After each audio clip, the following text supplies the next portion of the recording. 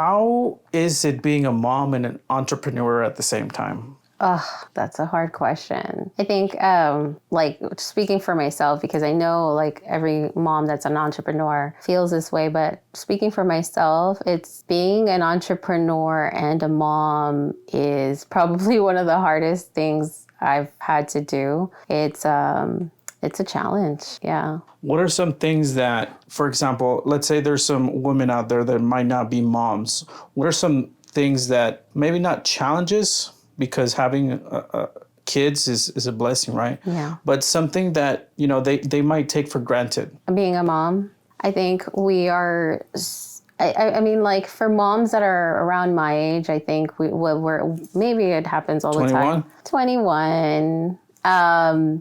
I think we're so worried about not losing ourselves that we're missing the moment in itself. Or like we have the mom guilt. We're thinking about whether or not we're raising good kids. We're trying to heal everything that we've been taught and try to like fix that, but not be too overbearing. And so we miss out on just living in the moment with our children sometimes. And how long have you been a brand strategist? Oof, all my life. All your life? All my life. So when you were small, were you like the type of person that you would like see a commercial or an ad and you're like, oh, it should be this color and they should change this? Oh, I knew logos immediately as a kid. I could tell you all the car, like I just knew if I saw a symbol, I knew the logo immediately, where it was, what it represented, who it was from. It was the only thing that I was really good at, like memory wise, and creating little logos. I was doing that like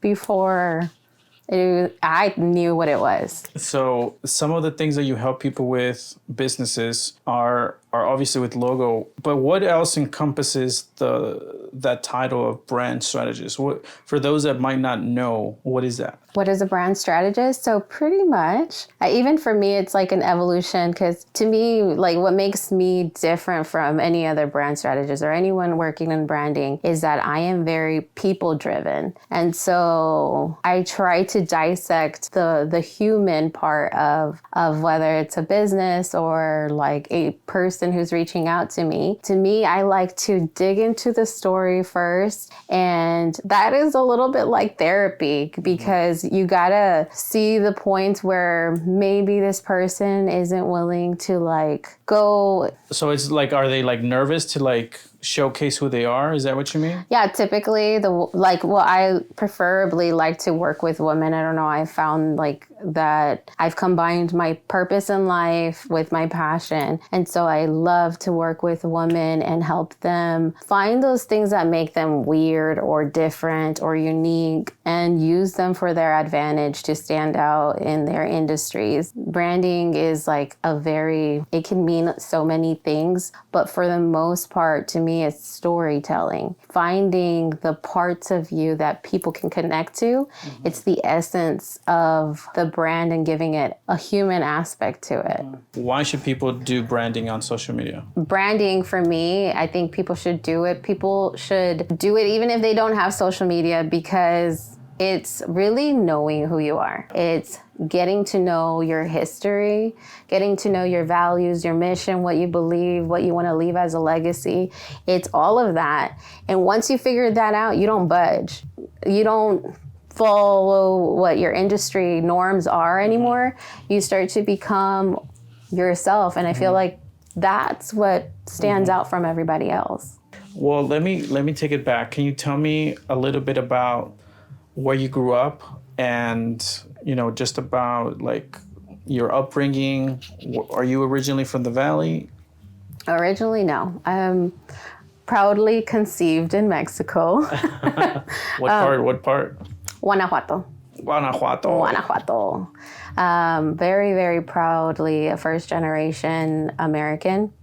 My roots go deep in Mexico.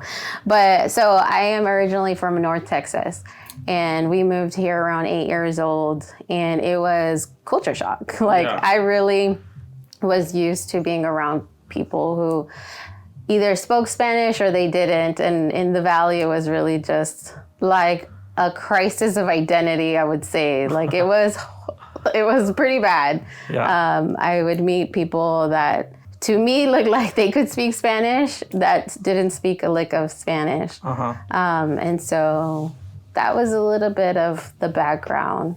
Yeah. So have you mostly helped women, you mentioned? Yes. So has that been, were you closer to your mom?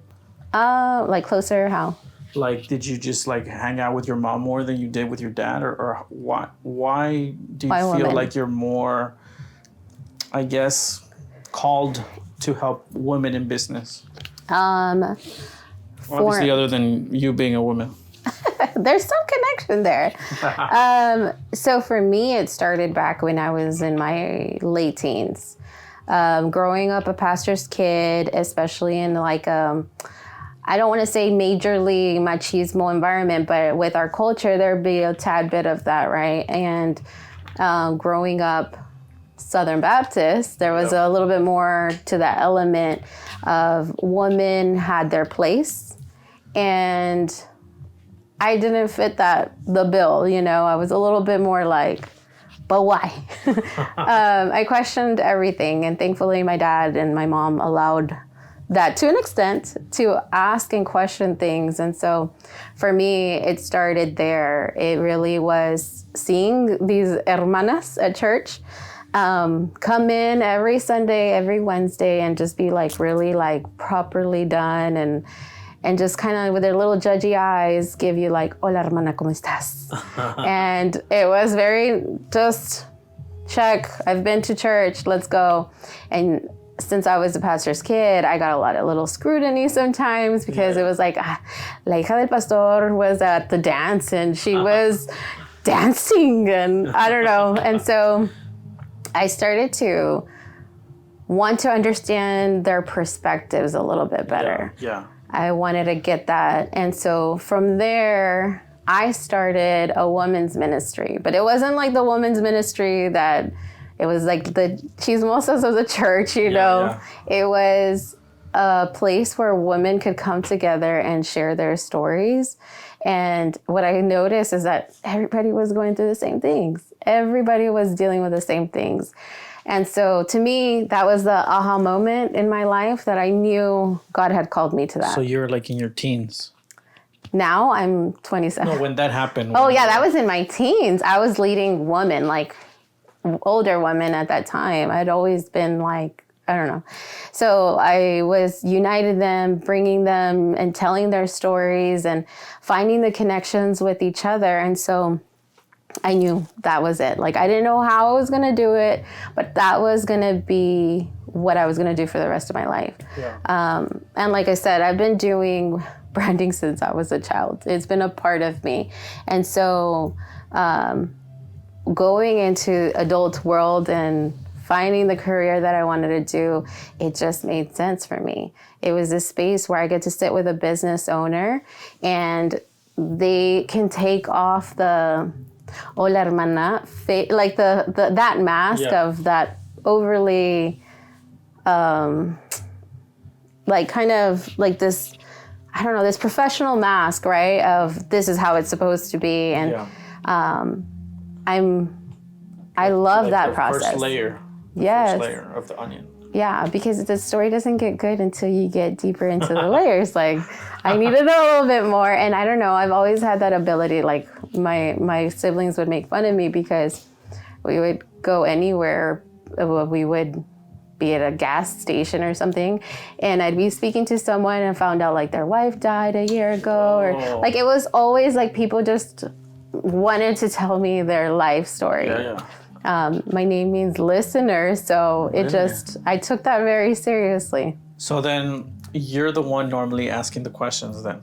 Yes, it's so weird. Oh my gosh, so then this is an interesting... Awkward. It's very awkward, yeah. But what do you think about people opening up, and is that something that comes easy to you because of your situation when you were the pastor's daughter, or why do you think that talent of yours exists? Of how I can get a story out, like unfolding a story. Yeah, exactly. I think people need to feel seen. A lot of the times they don't feel that if they share this part of themselves that they've like probably kept hidden or feel like it's an inconvenience to someone, or it's just like it doesn't need to be taken into this. I don't need to bring it up again. Like they don't want to deal with that. When I start to kind of pick up on the patterns of like, oh, this person probably has dealt with something, and I can pick up the little ways they do what they do, and I know exactly at that point what it is that's going on. And I've gone through stuff in my life. So I have this thing that I tell people. The way that you open the door to someone telling you their story is by you telling them your story. It's like opening the door. You open by being vulnerable yourself. You have to give to get. Yes. Oh, wow. Hey, thanks for the tip. No. And one of the things that I wanted to ask you, how was it that you guys started actually getting clients? Was that easy for you, or did people, I guess, were they like, hey, I like your logos that you're drawing or whatever? Like, how did that happen for you? Yeah, I think I went into what I was doing very naturally. I didn't know what I was going to do exactly. I knew who I wanted to serve, and that's all that mattered to me. I knew that women who were starting businesses, and the thing that I'm going to add to that, because of what I realized as a kid growing up and being around the women and helping them open up and share their stories with each other. It was that, no, you're not just a mom. No, you're not just a hermana, or you're not just the lady who has to bring the tortillas to your husband. You're so much more capable than that. And I think, at least in the woman that I was around, they didn't get to see that. They didn't get to see their worth. And so I think that's been pretty natural for me. So when I hear like a need, I have this like thing that I have to do something about it. And so if I saw like someone does really good salsa or something, I'm like, you need to sell that. And and I'm going to help you. You're going to have a logo. And I just knew to connect those things. You're going to talk to this person and you're going to do that. And it's started because I was so willing to do that as a service. I was doing it as my ministry. And so it was just easy. It's easy to do something that you... It came natural. It did. Don't want to be boastful or anything. I'm just that good. I mean, no. Can you tell me about the name of your agency? Chingüetas. This is a long story, Carlos. Tell me. Okay. So, I did a little discovery call or whatever, where I was also doing what I do for my clients to help them unfold like their story. And the thing that I kept picking up was this like the way that I want to approach people, or when they are around me, was a lot like when I was at church, where it was a lot of hospitality. We're making coffee, we're have conchas, it was all of that feeling of hospitality. And it made me think of my grandma. I have two grandmas, and they're both Maria. So the Maria. No. So the reason I started Maria was because I really wanted to give people the experience of hospitality. Like when you walked into my space, you felt at home. That you were talking to your grandma, right? And both my grandmas are Marias. And with the bun. And the bun. Yeah, you had to have the café and the concha. And one of them had a molino, right? And she would gather all the women in the rancho. This molino with the molino corn? Where you do the corn thing. And so every morning, the crack of dawn, you could smell the maize. And she would have all the women bring their corn or their maize. Yeah. And she would do that for them so that they had something to feed their families with. And so my grandma had that, like if she was always feeding you, if there was just always something to give. She never was, never expressed like, I don't have enough right now. It was, if there was a little bread, there was for everyone. And so The other grandma was very like, you don't mess with me. You know, well, both of them had that side of them, and they were very, they had this very Mexican, like grandma like feeling, that feeling that you get. That's what I wanted Maria to feel like. And so that was why I named it. They are the ones who inspired everything that I do. Maria. So tell me, what's it like being in a mixed relationship? In a biracial relationship. Sorry, yes. No, you can say, I say mixed as well, but just so they understand the vibes a little bit more. Yeah, what is that like? Is that like, do you go like, because obviously in the Valley there's not many diverse people. It's mostly Hispanics, a little bit of white people, a little bit of black people, a little bit of Asian people, but that's it. Yeah. So is that experience unique, or is it like you show him off, or what's that like? Yeah, he's my little side trophy. No, it's actually a very unique experience. And I will say like ever since the George Floyd murder, everything has kind of shifted for us in a good way. I think it brought a lot of positive attention and change that needed to happen, because I will tell you, before that, if a police officer saw him driving, it was a reason enough to stop him. Wow. So we went through a lot for a long time where I was just like, enough is enough. So when the George Floyd murder happened, it hit me really deep. I kind of spiraled a little bit, and I went out to the streets and protested. I mean, a lot of people were upset. upset. It was good. It was good upset. It was like good anger. World news. Yeah. And so I went out to the streets and protested, which I didn't know anybody in my family who had ever done that. And they kind of thought I was a little crazy. And I was a big advocate for just educating people in the Valley about this, because I knew what we were living, and it was sad for people to believe that wasn't real here. Like, bro, there's not even that many black people. Like, how could you say there's racism here? I'm like, we experience the most racism here, and we've been to southern states. So it's a very unique experience, but I wouldn't change it for anything in the world.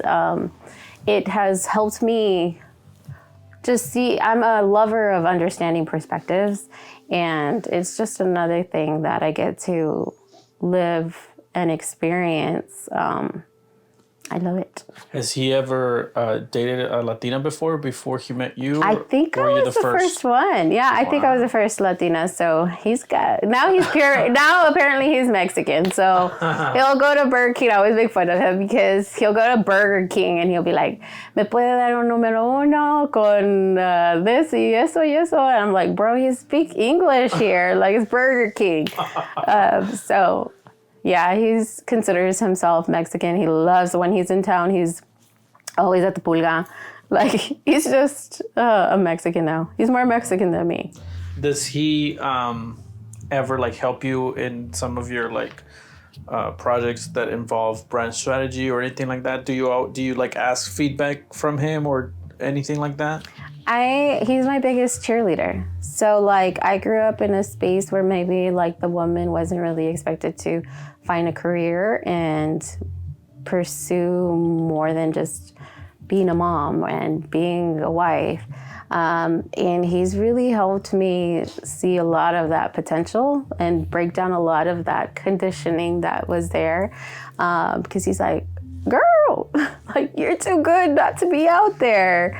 And so even before this, he was on the call and he was like, "You gotta tell him everything. You gotta tell him everything that you are." Like, he just is my biggest cheerleader. So how did you meet? How did that happen? My version or his version? Did you go up to him? Did he go up to you? My face again.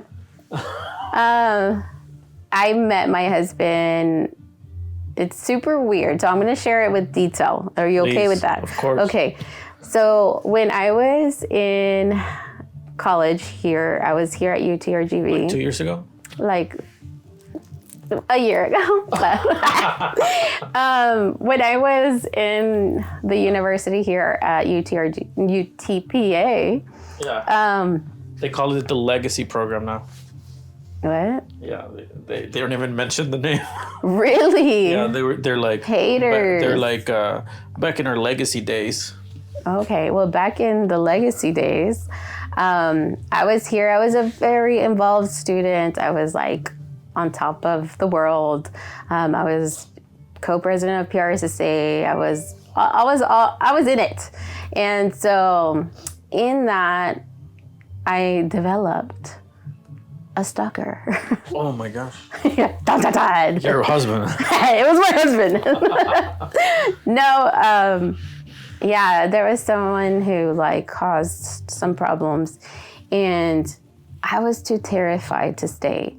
And I was like, I'm gonna go to nowhere land, and I'm gonna change my name. I was so scared. They had kicked him out of school, and they were like saying like, you need to carry his picture and show your family members. We can't protect you, so you need to go to the police. And I was just like, huh? Me? Little me? Like, no way. And so I was too scared. I had agoraphobia for 3 months. Do you know what? Agoraphobia? Yes. Agoraphobia is when you're too scared to leave your house. Like, there's so much anxiety, you can't even walk to the mailbox. Never heard of that. It's just people who can't leave their house. It's an extreme fear to leave your house. So for 3 months, I was in my house and I said, I can't do this anymore. Yeah. And my brother was going to West Texas, which that's perfectly nowhere land. like nobody knows where that's at. Like El Paso or like? No, it was San Angelo, Texas. Right? So I end up there, and he was also having some hardship in the previous university that he was at. When you say he, you mean? My husband, sorry. Okay. Good thinking. Yes. Yeah, so my husband was all at we weren't, ¿cómo se dice eso? You were both in hardships. Yes, we were both going through like this really hard space. I was in public relations, and that was the route I was going to take. And he was like doing basketball. That's what he was doing. And so we both end up in the same place. I wanted nothing to do with what had happened. Like, I was a runner. I wanted nothing to do with what had happened. So I changed my degree completely, and I got put into the social work program. He was also in the social work program. And so my first class at that university was like with him. Like, was he sitting next to you, or how did that happen? So like, I'm sitting there early as always, because that's what I do. And I was sitting there. I saw these two basketball players walk in. You could tell because they were fully geared up and really tall. And I could see them with the peripheral, because I also played basketball. So I was like, I could see the I knew what the peripheral, like. You played basketball? Yes, that was my life. Oh, okay. Yeah, and so like I see him come in, and he's like real dorky coming in, and he glances at me, and he's like, like, you know, like the movie from, what is it? Doom! And I didn't. He actually says that? Yes. He said that? Messed up. He messed up big time. Because I was like, oh, no, you didn't. And he asked me for my name that first day, and I said, you won't need it. And I walked away. I didn't, like, he was, he's like consistently bothering me of like wanting to get to know me. And I was just like, you're never going to need it. You're not going to talk. You're not going to get me. No. But what did you think of him initially? Initially, I got like, ooh. And then he did that, and I was like, no. Yeah. I didn't like that. I wasn't that girl. And so he loved that I wasn't that girl. And he, like, the friend he walked in with is one of our best friends. And they still tell the story that when he walked in, he said, that's going to be my girl. When they walked in, the friend and my husband, who's now still in our lives, they still tell the story of that day when he first saw me. And my husband said, that's going to be my girl. Oh, so your husband said that? Yeah, he knew immediately. Wow. Immediately. Like, he didn't want to get to know me. Immediately, as soon as he met me, he was like, be my girl.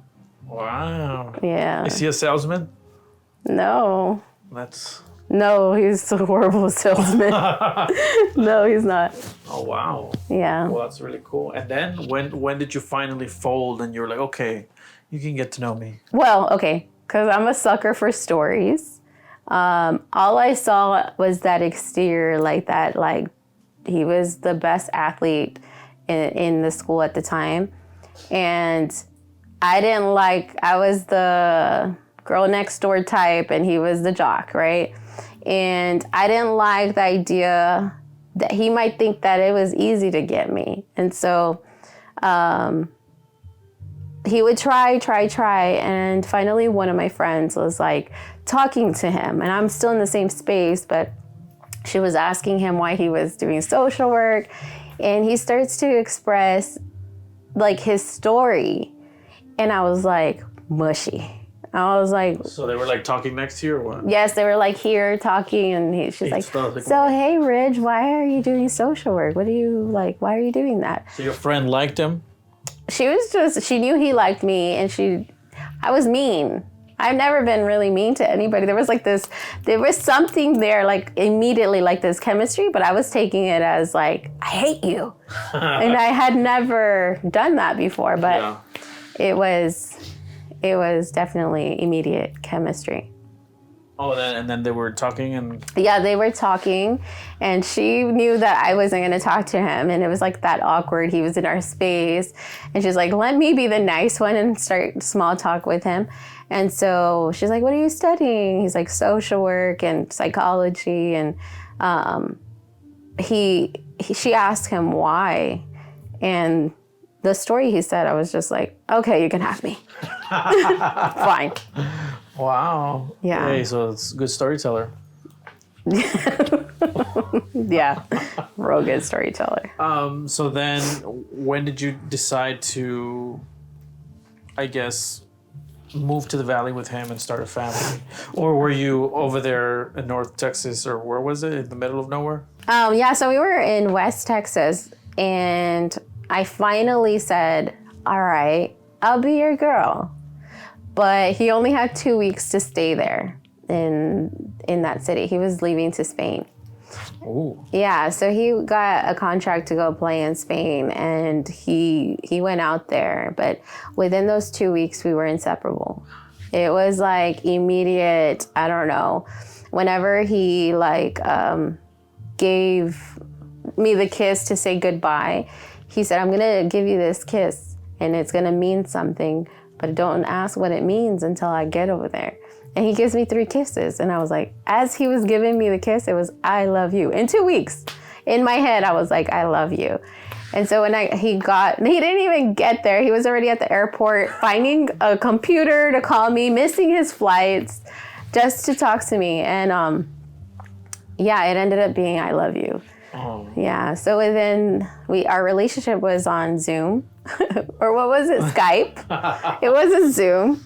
Our relationship was on Skype, and he flew me over there within 5 months, and we got engaged at a basketball game. So was that less than 6 months in total? 100%. Wow. It was 5 months. I counted the time. Damn. Yeah, we knew immediately. There was no questioning it. Or I mean, I should say, damn. Damn.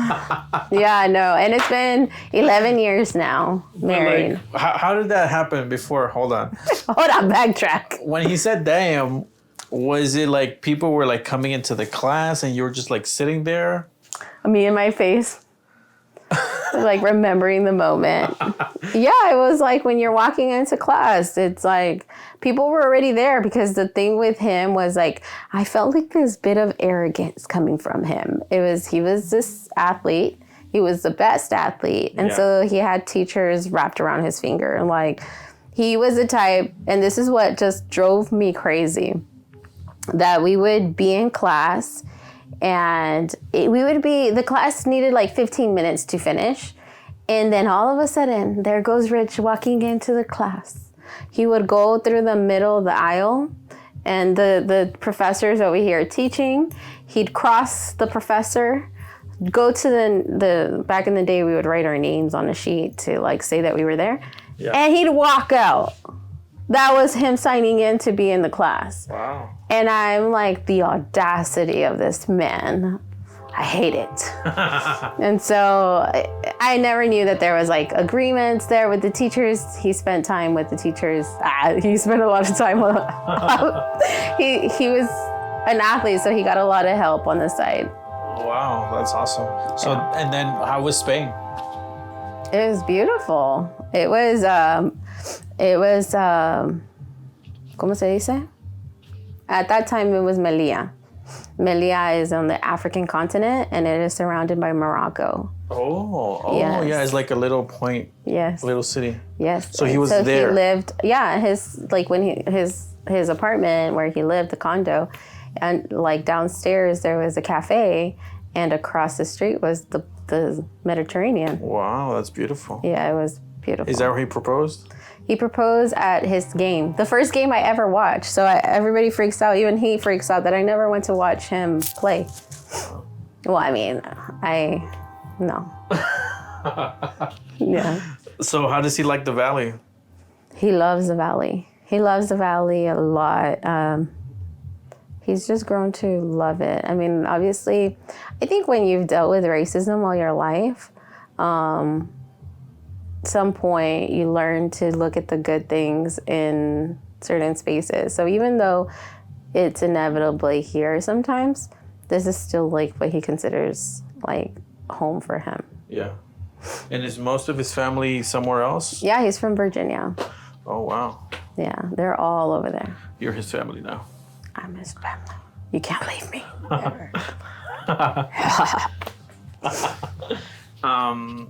What did you think of that painting of the cats? That was my favorite painting. She doesn't know, but we're taking it. You're paying for it. I am taking all three of them. No, I love it. Yeah, I loved it. I know it's like simple, but I feel like it's saying a lot. It's simple, but it's not simple. It's simple, but it's not simple. Exactly. It has a strong message. I love that. They all do. So, obviously, we live in the valley. Yeah. And there's obviously this saying that goes around that people say, Puro 956. Uh-huh. What does that mean to you? Puro 956? Yeah. Well, before it was like, funny. Like, that was hilarious, Puro 956. But I think there's this pride there. I mean, the fact that people are starting to find an identity, and even if it's a 956, that's good, you know? I think I've mentioned this before, that when I got here, you could tell there was a real struggle with identity for people here. The people like who didn't want to be associated with Mexican, and the people who just like, there was a strong connection to what wasn't 956 or wasn't Mexican. I don't know how to. Like they were like more trying to get away from the Mexican image. Like, do I say it to you? Because it's like white culture. Well, American, they were being, what is it? Like... Whitewashed? I don't know. No, it's just Americanized. Americanized. Yeah, and like, we're a little bit less acceptant of cultures or different outside... I don't know how to explain this, but I could tell right away there was a disconnection with the roots of where they came from. There was no real understanding of their history. Because if they had understood their history, I wouldn't have been dealing with kids saying they were too embarrassed to speak Spanish. Like, no way. You'd be so proud. So I think it's because they used to have a rule where you weren't supposed to speak Spanish. Yeah. So the parents and grandparents, the grandparents told the parents to speak only English, and then that kind of like got transferred down to Oh, generation. I see. Yeah, no, I mean, I grew up in one of the most racist cities in Which one? towns in Sherman, Texas. Sherman, Texas. Yeah. Yeah, no, I mean, I think it was that was a big reason why we moved here. It was just everywhere. Our doctors were racist, everything, our dentists, yeah. And so I got hit at school for speaking Spanish, and I'm a millennial. What? Yeah. Yeah, so that's crazy. I was someone who spoke fluent Spanish. Yeah. It wasn't until I got here that was kind of not practiced anymore. Yeah. People didn't feel the same pride. Wow. Well, I actually remember one time where I experienced racism down here, where it was in high school, where it was like, like where you go and try to meet everything, like all the clubs before school started. And I was like in the gym where there's like a bunch of booths, and then there's like a club here and a club here, the Spanish club. I was in the Spanish club. Oh, okay. I'm thinking clubs, yo. No. Damn, you were a party boy? Okay. No, I mean like... At the gym? Like the club of the, I don't know. Like organization. Organizations or whatever. Yeah, so I remember there was this white girl who came over to our booth, and the dad immediately like came to her and was like, no, you don't need to learn Spanish. You don't need to learn that. And we were like trying to convince him that it's okay to learn Spanish because you're in the valley or whatever. And then he was just like, no, you don't need to learn that shit. I don't know. something like that. And the valley too. It's just, to me, it's like real bold. Yeah. And it's not always a white person. Yeah. Especially here in the valley, it's like, you look more Mexican than me, and you have the audacity to like be racist. That's crazy to me. Yeah. Yeah. No, but a lot of that. So because I'm married to a black man, and because I have biracial babies, and because I've learned so much of that like story, and also owning my own roots, even though I've always been very proud to be Mexican, even though I wasn't born in Mexico. I've always been extremely, you should have the flag here in front. I should be wearing the flag. I found that I needed to bridge that gap. I needed to be part somehow of educating women. I'm in small groups, right, where I'm talking to my friends, and something about like, es que soy muy morena or whatever. I'm not that, like something about them being dark. And I mean, I know that's colorism, because that's part of what we grew up, no salgas pa fuera, you're going to get dark. Or, ay, qué bonito está bien güerito, like. So, and I take that opportunity to like educate. So like, I'm working on a project. Right. And it's kind of like, it makes me think of it because it's all these things that I've had in my life, the uniting of women in their stories. And it's a lot about ownership, right? It's owning who you are, what you've been through, what you want in life. It's all that. But also it's owning your roots, owning your history. Your story. Yes, your story. And so I'm trying to bridge that gap where women can come, women who feel like outsiders, who don't necessarily feel represented by other Valley girls or a Valley woman, right? 956. You do that pretty well. So I wanted to make a space where women can come and they don't have the excuse that they can't connect or collaborate, because it's going to be other women who feel like outsiders too. And it's called Her Cultura. Wow. We gave it a name. That's awesome. Yeah. That's a good name. Yes. And so it'll be in October. We're planning for October. No men allowed. No men allowed. Only Carlos. Only Carlos is allowed. Her Cultura. Her cultura. Yeah, well, because I'm telling you, I combine my passion and my purpose.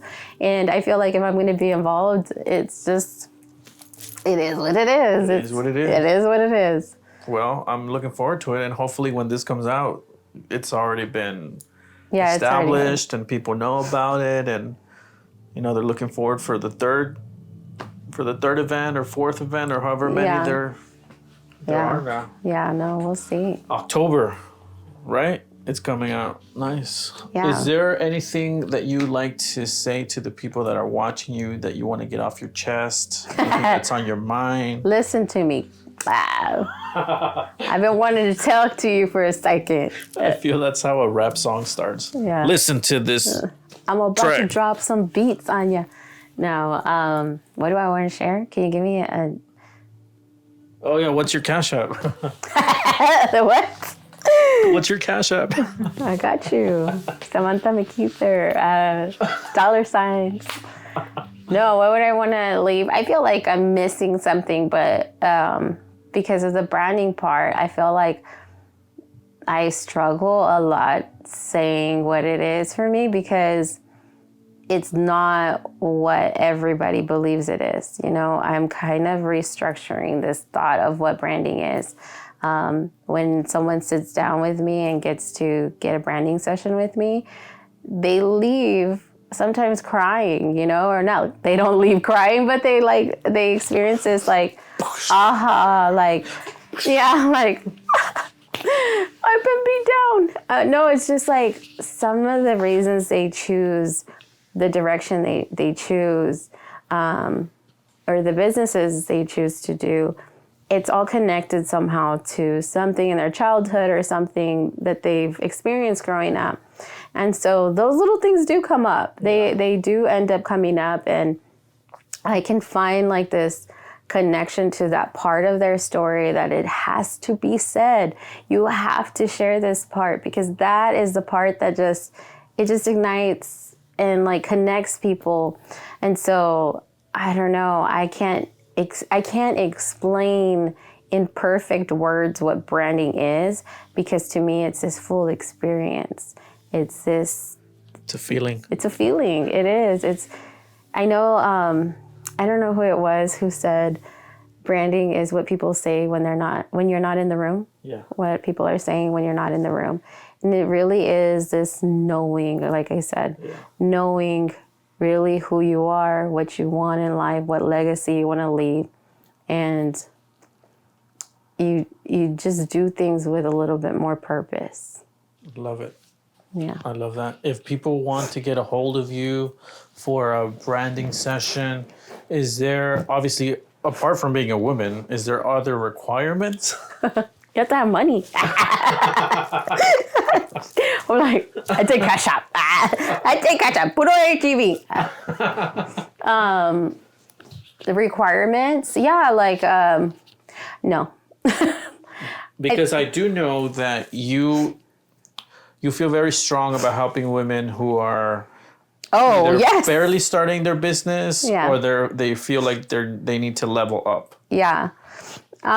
So for me, I've told you this before, but I am very values driven. And so I have a set of values already in place for the client that I want to take in. When I take in a client, they become their work, their business becomes all mine. Yeah. And so if I can't believe in what you're doing or why you're doing it or who you're doing it for, I can't help you. They have to audition for you. You have to. You got to do some cartwheels, baby. You got to do something. No. Peel that onion. Let me see that onion. Be serious. Be for real right now. Anyway. Requirement number 2. No, so it's very values driven. So we first have to align in that. I just have to be a believer. Make me a believer. And it's not hard. It's not hard to make me a believer, but as soon as you do, it's very like art. It's very sculpted to your needs. And so there isn't like a service. I do provide services like logos and brand identity, and those are more tangible things that you see. But there is you don't feel that good about what you're about to do, like, or you don't feel that powerful. And there's that like motivational side to it. And then there's the, man, if I knew somebody that did this, there's that connection. And it's just knowing the fullness of their needs and filling in those spaces. I like to think of it as like a map, because you're stuck and you want to get to the next level, and you help them see what they had in front of their eyes this whole time, but they've been too busy, being like everyone else, taking care of their business here, taking care of their business there, that the whole time the answer has been in front of them, but they haven't had someone to facilitate that clarity. Right. Business owners are typically extremely busy figuring out how to perfect their services. And so when you ask them, like, what do you bring to the table? They immediately tell you their services. And with us, it's very different, because we don't want to know just your services. We want to know a little bit more that makes people say, yes, those services, because there's many people that do the same things. And so I think we try to find that I always get stuck on the word. Differentiator. I don't even know why I still attempt to say the word. Because it feels good when you say it. Differentiator. So there's that. We try to find what makes you really unique, and one nobody else can bring to the table. So let me put a scenario in for you real quick. Let's say there's 2 taco places that are about to open up. One of them actually puts attention to their branding, and the other one doesn't.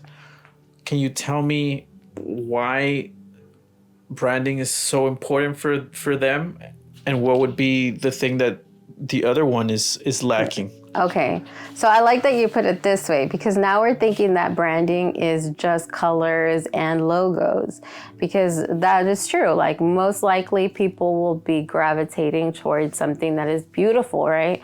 Or something that's aesthetically pleasing.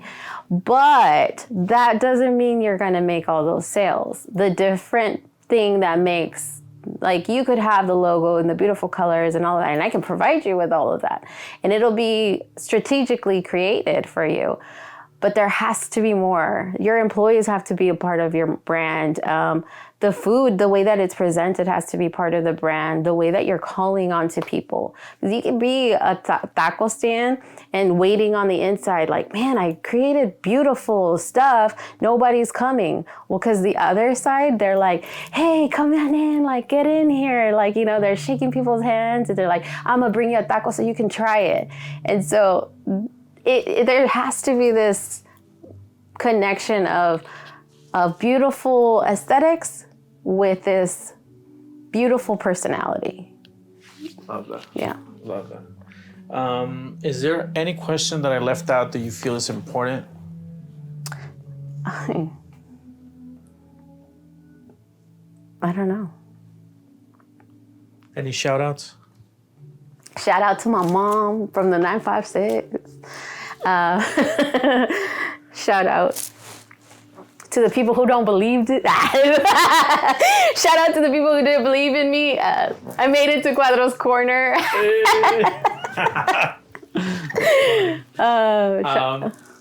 With this podcast, I'm obviously bringing a spotlight to my guest, and one of the questions I want to ask you, is there anyone that comes to mind that you feel could be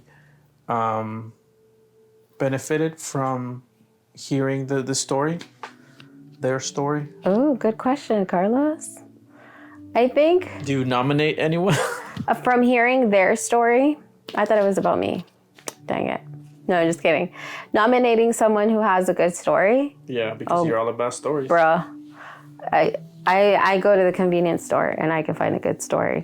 The problem is, man, there's so many that I feel they just, every story, like every single human body. Just one. I'm sorry, Carlos, bring them all in. I feel like every human body, even if you feel like you cannot connect to them, somehow, and I try to say it like this because kind of like the event that I'm trying to bring together. Her cultura. It's like the family barbecue without all the awkwardness, right? But like the family barbecue where it's chill and all of that, once you get that into a person, they start to unfold and really like unravel who they are, and everyone can connect to that. Like, I don't know. Wow. So who do I nominate? Me again. Let's do this again. Hey, you can come back. Yeah, anytime. Because once I see it, I'm gonna be like, damn, I should have said this. No, man, dude, that's a hard question. Oh no, you don't have to answer it. I would just. Yeah, because I have many, dude. I have, like, geez, there's a lot. I have a friend, Katia. She's a hairstylist. Oh, yes, I met her. Yes, and she, like... Beautiful baby that she has. Yes. Oh, yeah, you were watching her baby. Taking care of her. Wow, we were busy. And, well, I mean, you see her... She was messing with me. Huh? She was messing with me. That baby, she's smart. Oh, yeah? Yeah. She was throwing the... She would, like, throw the pacifier. thing, and then I would bring it and be like... And then I would leave, right? Yeah. And then she would want me to come back, and she would throw it again. That's hilarious. I was like, oh, she's smart. No, they're smart. They're smart, the little turds. They're smart. Yeah, no, she's awesome. She is a mom, and she, like, is really strong on her values as well, and she has a lot of integrity, and her perseverance through the recession, through starting during COVID, and still, like, even on the times that, like, were supposed to be tough, she managed to tell women's stories. So I guess that's why we connect so well, because she does something that is really, like, close to my own heart. So she's awesome. I think anyone who is in any industry that typically is very, like, you know, any industry where everybody follows the rules and lines. They got money. When they got that money. Any industry that you typically see people like that, but you see the people that are not following those rules and kind of outside of that. I know 2 girls who are lawyers, and 3. I know more than that, but that don't fit the bill, you know, that are very outside of... I think I know who you're talking about. Yeah, and I think they would be amazing also to share their stories, because while the branding and the creatives, everybody's weirdos, everybody's creative, you know? Like, so we thrive in that, but I feel like if you're a lawyer or something, you get a little bit more scrutiny and backlash from being outside of the box. So those stories are enticing. Yes. I want to thank you so much for spending your Wednesday evening here at Cuadros' Corner on today, which is Wednesday, the 23rd of August, 2023. I want to thank you for coming. You look like $1 million. Yeah, Yvette did this. Yes, she did a great job. And is there anything else you want to say? Don't keep asking. I just talk. Just close it off, bro.